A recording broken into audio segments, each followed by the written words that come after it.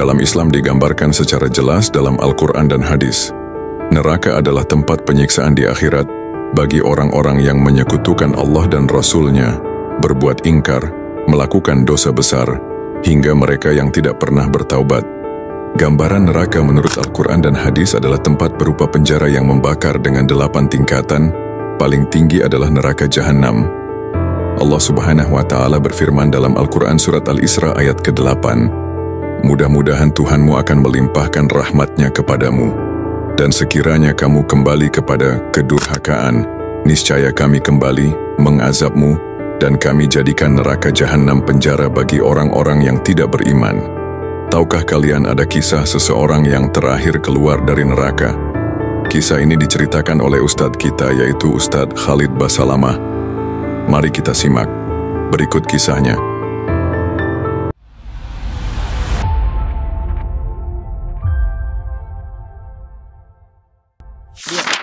Dalam sebuah hadis yang sahih diceritakan tentang orang yang paling terakhir keluar dari surga, dari neraka, terakhir penghuni surga.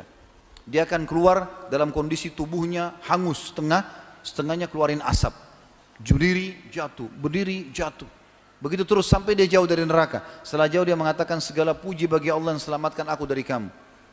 Dia pikir masih ada di neraka selain dia. Ini di neraka ada orang kafir, orang musyrik, orang munafik yang kekal. Dia sendiri ini ahli surga, tidak ada. Orang semua ahli surga sudah masuk ke surga ini. Tentu teman-teman jangan jadi orang ini, jadi orang yang pertama masuk surga dari awal. Ini mampir neraka dulu nih. Ya. Tapi subhanallah, lihat, dengar bagaimana nikmat terendah di surga ini. Orang ini jalan, kemudian setelah dia jauh dia mengatakan, "Ya Allah, selamatkan aku dari neraka itu." Maka Allah selamatkan dia. Dia mengatakan, segala puji bagi Allah yang selamatkan aku dari kamu. Kemudian Allah dari jauh lihatkan dia pohon. Enggak ada apa-apa, pohon saja. Selama ini ribuan tahun semuanya api, siksaan, ya, yang dicincang, yang dibakar, yang ini, yang itu, segala macam. Maka kata dia waktu lihat pohon itu, "Ya Allah, saya ingin pohon itu." Bagaimana sih kalau kita lagi panas terik matahari, kita ingin naungan di bawah pohon? Saya ingin pohon itu. Kata Allah, "Hai anak Adam, kira-kira kau minta yang lain enggak?" Dia bilang, "Tidak ya Allah, saya tidak akan minta yang lain, pohon itu saja." Maka Allah bawa dia dengan suruh malaikat bawa ke pohon itu. Dia bernaung di bawah pohon itu. Kata Nabi SAW, dia kira dirinya orang yang paling besar nikmatnya pada Allah, dari Allah, karena pohon itu saja. Padahal orang sudah di surga semua nih. Setelah dia nikmati, Allah lihatkan dari jauh pohon, ada buah-buahannya, ada airnya. Tadi nggak ada itu. Maka dia tergoda, dia mau manusia. Tapi dia malu sama Allah. Tadi dia sudah janji tidak mau minta. Lalu dia bilang, "Ya Allah, pohon dan air, saya tidak minta lagi." Kata Allah SWT, "Hai anak Adam, sudah janji tadi. Ya Allah, pohon sama air, tidak minta lagi." Lalu dia kasih janji-janjinya sama Allah. Kata Nabi SAW, dia janji sama Allah, tidak akan. Baik, Allah antar ke pohon itu.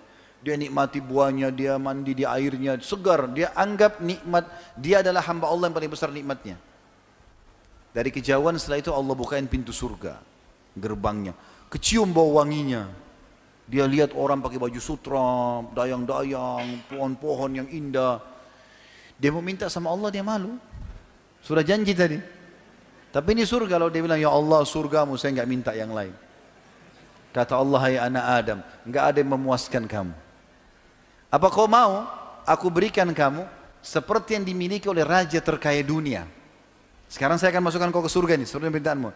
Tapi aku kasih kamu yang seperti dimiliki raja terkaya dunia." Tahu siapa ini teman-teman? Sulaiman alaihissalam. Kalau kita bilang raja terkaya di dunia, Sulaiman AS bisa suruh jin, bisa bicara sama hewan, istananya dari kaca, luar biasa. Enggak ada raja seperti Sulaiman. Sampai kata Nabi SAW, Sulaiman telah minta kerajaan tidak boleh orang sebelumnya dan sesudahnya. Kata Allah SWT, "Hai anak Adam, maukah kamu? Aku berikan kau yang dimiliki raja terkaya dunia." Dia bilang, "Raditu ya Rabb, aku ridho." Jangankan begitu, masuk surga sudah cukup, apalagi dapat yang terkaya raja dunia. Ya. Maka Allah bilang, "Wala kamithluhu." Kau akan dapat dobelnya, 2 kali lipat. Maaf. Lalu dia mengatakan, "Raditu ya Rabb, aku ridho hai Tuhanku." Allah lagi bilang, "Wala kamithluhu." Kau akan dapat lagi yang dobelnya. Terus saja dia mengatakan raditu, Allah juga mengatakan, dan kau akan dapat semisalnya sampai 10 kali lipat. Saking gembiranya dia mengatakan, "Engkau adalah hambaku dan aku Tuhanmu ya Allah." Dia balik. karena bahagianya dia. Jadi teman-teman, surga yang dijanjikan ini depan mata. Ada orang mati syahid di perang Khaybar. Orang ini baru masuk Islam, baru syahadat. Rupanya waktu Nabi SAW dengan 1399 pasukan beliau, 1400 dengan beliau SAW mengepung benteng, berhasil menembus benteng Yahudi. Ada 9 benteng, yang pertama tembus. Lalu Nabi SAW bagi-bagi harta rampasan perang. Rupanya orang ini pantau peperangan Nabi SAW. 40 hari dia lihat tiap hari peperangan Nabi. Maka dia tertarik lihat Islam. Orang sholat, baca Quran. Dia orang Arab, dia ngerti Al-Quran, bahasa Arab. Dia tertarik. Setelah Nabi SAW menang, dia datang kepada para sahabat tanya, ini agama apa kalian ini? Kata dijelaskan oleh para sahabat, ini agama Islam, di bawah itu adalah utusan Allah gini-gini. Dia tertarik, dia mau masuk Islam. Kata para sahabat, langsung aja ke Rasulullah SAW, di depan tuh. Nabi SAW lagi bagi-bagi harta rampasan perang. Setelah dibagi-bagi, atau sementara dibagi-bagi, orang ini mengatakan, ya Rasulullah, saya seseorang dari suku Arab Badui, tertarik dengan agama Islam, saya ingin masuk Islam. Kata Nabi SAW, baiklah. Asyhadu an la ilaha illallah wa anna Muhammadar Rasulullah. Sederhana, 2 kalimat. Syahadat dia. Lalu kata Nabi SAW kepada orang yang sedang membantu beliau bagi-bagi harta rampasan perang, kasih juga orang ini. Karena dia hadir pada pembagian harta perang. Bagi. Kata orang itu, ya Rasulullah, saya masuk Islam bukan untuk ini. Saya udah biasa hidup susah di padang pasir, saya nggak mau harta. Saya mendengar teman-teman Anda berkata, kalian datang ke sini untuk mati dan masuk surga. Dibunuh sama orang kafir, masuk surga. Apa benar ya Rasulullah? Iya benar. Kalau begitu ya Rasulullah, yang saya ingin satu saja. Panahnya orang Yahudi ini kena di sini, tembus di sini. Dia tunjuk titiknya di sebelah kiri dadanya. Kena di sini, tembus di sini. Kata Nabi SAW, kalau kau jujur, tulus, Allah kasih kau itu. Sudah. Akhirnya dia pergi. Dia gabung sama pasukan umat Islam. Nabi SAW bagi rampasan perang. Nabi suruh gerak pasukan, ayo ke benteng yang kedua, kepung nih. Begitu dikepung, strategi orang Yahudi berperang pada saat itu melemparin anak-anak panah dari dalam benteng ke arah pasukan muslimin. Begitu terus, mereka pengecut, nggak mau ketemu. Maka pada saat itu dilempar anak panah. Subhanallah, anak panah Yahudi yang pertama terlemparkan kena ke orang ini. Dan uniknya, kena di titik yang dia tunjuk.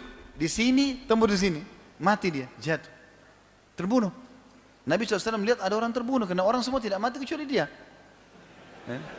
Ya tinggal dia yang jatuh. Yang lain kena pas pakai perisai tertahan, orang ini mati. Kata Nabi SAW, huwa, apa ini orang tadi nih, yang tadi baru masuk Islam? Kata para sahabat, iya Rasulullah. Kata Nabi SAW, subhanallah, maha suci Allah yang membenarkan janjinya. Dia baru minta, Allah kasih, dan di titik yang benar yang ditunjuk. Gitu kan? Lalu apa kata Nabi SAW? Siapa yang ingin melihat penghuni surga yang belum pernah sujud sekalipun, ini orangnya. Tidak pernah sholat ini, baru syahadat mati. Dan mati syahid. Dan dia ikhlas. Ya? Maka dia masuk surga. Lalu apa kata Nabi SAW? Ini wasiatnya, ini penutupan bahasan kita. Apa kata Nabi SAW? Ingatlah, sesungguhnya surga seseorang di antara kalian lebih dekat daripada tali sendalnya. Azan, sholat, ada orang tua bakti, ada celengan masjid sedekah. Itu aja kok, amal-amal soleh yang sudah kita tahu. Itu, mati masuk surga.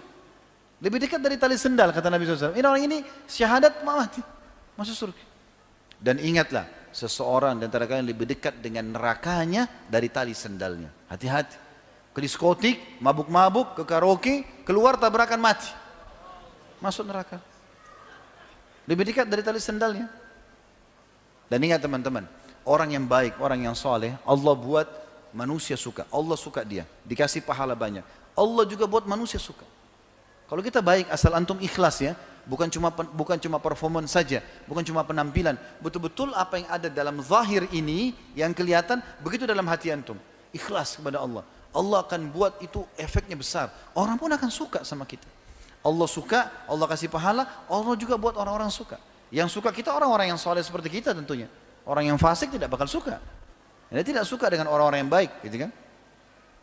Begitu juga dengan teman-teman orang yang buruk, maka Allah benci. Allah buat juga orang tidak suka. Orang kalau walaupun dia teman dekat, tapi orang itu suka bohong, orang itu kasar, orang itu suka mukul, mencuri, temannya pun tidak suka sama dia. Tapi kalau orang jujur, amanah, santun, ramah, orang suka. Maka kenapa tidak jadi orang soleh ini? Apa uzurnya? Dan kenapa harus menjadi orang buruk? Untuk apa? Ingat, peringatan sudah sampai ke Bapak Ibu sekalian.